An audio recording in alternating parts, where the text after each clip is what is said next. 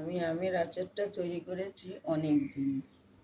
আমটা চুরি চুরি করে কেটেছি সরু সরু করে, আর দিয়েছি কাঁচা লঙ্কা।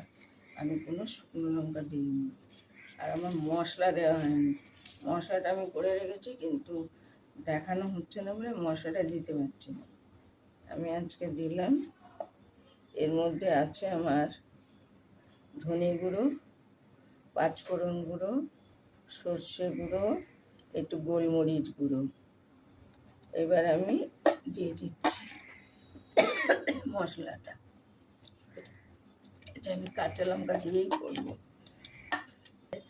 তেলটা আমি ফুটিয়ে ঠান্ডা করে দিয়েছি,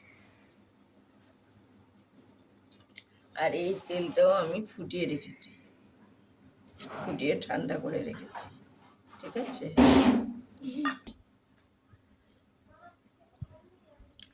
দেশি আমড়ার আচার। এটা আমি কালকে নুন আর হলুদ মাখিয়ে রোদ দিয়েছিলাম। এটা এবার তাড়াতাড়ি করতে পারছি, কেননা আর এদিকে সব বর্ষা নেমে যাচ্ছে, হচ্ছে না। আর আমি তেল দিলাম, দিলাম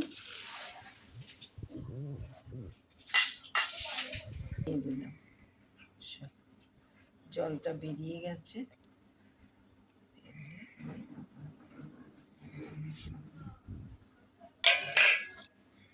এবার দিচ্ছি আমি যে মশলাটা বলেছিলাম, আমি পাঁচফোড়ন, সর্ষে গুঁড়ো, ধনে গুঁড়ো আর গোলমরিচ গুঁড়ো এর মধ্যে আছে, সেটা আমি দিলাম। এবার দিলাম বিট লবণ দিলাম। এইটাতে দেবো লঙ্কা গুঁড়ো, খুব একটা ঝাল দিলাম না, মোটামুটি দিলাম, যার যেমন ভালো লাগবে দেবেন। দিলাম হলুদ গুঁড়ো, দিলাম সাদা লবণ। আচ্ছা, এবার আমি এটা মেখে দিচ্ছি। ভালো লাগলে লাইক করুন, শেয়ার করুন, সাবস্ক্রাইব করুন, আমার পাশে একটু থাকুন। এবারে দেবো, পরে জারে ভরে রাখবো একটু সময় করে।